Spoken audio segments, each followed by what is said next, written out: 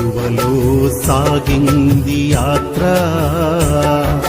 కరుణామయుని దయగల పాత్ర. సిలువలో సాగింది యాత్ర,